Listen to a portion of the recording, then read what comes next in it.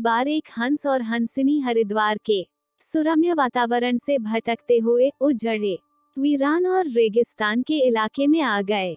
हंसिनी ने हंस को कहा कि ये किस उजड़े इलाके में आ गए हैं, यहाँ न तो जल है, न जंगल और न ही ठंडी हवाएं हैं, यहाँ तो हमारा जीना मुश्किल हो जाएगा। भटकते भटकते शाम हो गई तो हंस ने हंसिनी से कहा कि किसी तरह आज की रात बिता लो, सुबह हम लोग हरिद्वार लौट चलेंगे। रात हुई तो जिस पेड़ के नीचे हंस और हंसिनी रुके थे, उस पर एक उल्लू बैठा था। वह जोर से चिल्लाने लगा।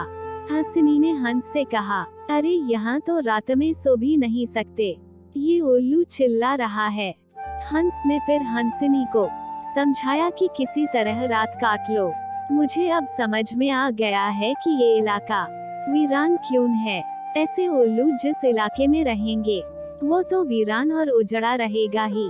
पेड़ पर बैठा उल्लू दोनों की बातें सुन रहा था।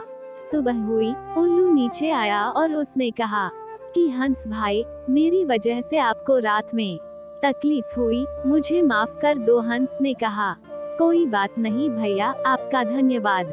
ये कहकर जैसे ही हंस अपनी हंसिनी को लेकर आगे बढ़ा, पीछे से उल्लू चिल्लाया, अरे हंस, मेरी पत्नी को लेकर कहाँ जा रहे हो? हंस चौंका। उसने कहा, आपकी पत्नी? अरे भाई, ये हंसिनी है, मेरी पत्नी है, मेरे साथ आई थी, मेरे साथ जा रही है। उल्लू ने कहा, खामोश रहो, ये मेरी पत्नी है। दोनों के बीच विवाद बढ़ गया।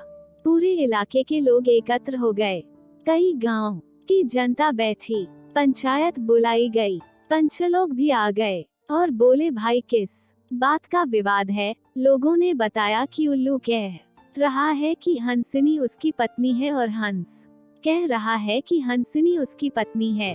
लंबी बैठक और पंचायत के बाद पंच लोग किनारे हो गए और कहा कि भाई, बात तो यह सही है कि हंसिनी हंस की ही पत्नी है, लेकिन ये हंस और हंसिनी तो अभी थोड़ी देर में इस गांव से चले जाएंगे।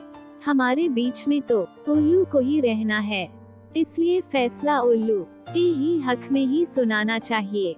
फिर पंचों ने अपना फैसला सुनाया और कहा कि सारे तथ्यों और सबूतों की जांच करने के बाद ये पंचायत इस नतीजे पर पहुंची है कि हंसिनी उल्लू की ही पत्नी है और हंस को तत्काल गांव छोड़ने का हुक्म दिया जाता है। ये सुनते ही हंस हैरान हो गया और रोने, चीखने और चिल्लाने लगा कि पंचायत ने गलत फैसला सुनाया, उल्लू ने मेरी पत्नी ले ली।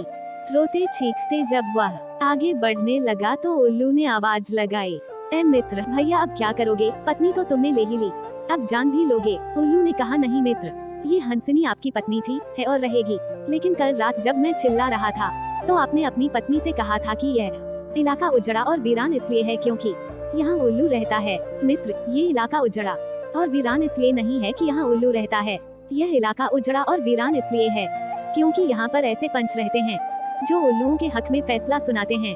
शायद 65 साल की आजादी के बाद भी हमारे देश की दुर्दशा का मूल कारण यही है कि हमने उम्मीदवार की योग्यता न देखते हुए हमेशा ये हमारी जाति का है, ये हमारी पार्टी का है के आधार पर अपना फैसला उल्लुओं के ही पक्ष में सुनाया है। देश की बदहाली और दुर्दशा के लिए कहीं न कहीं हम भी जिम्मेदार है। आपको ये कहानी कैसी लगी?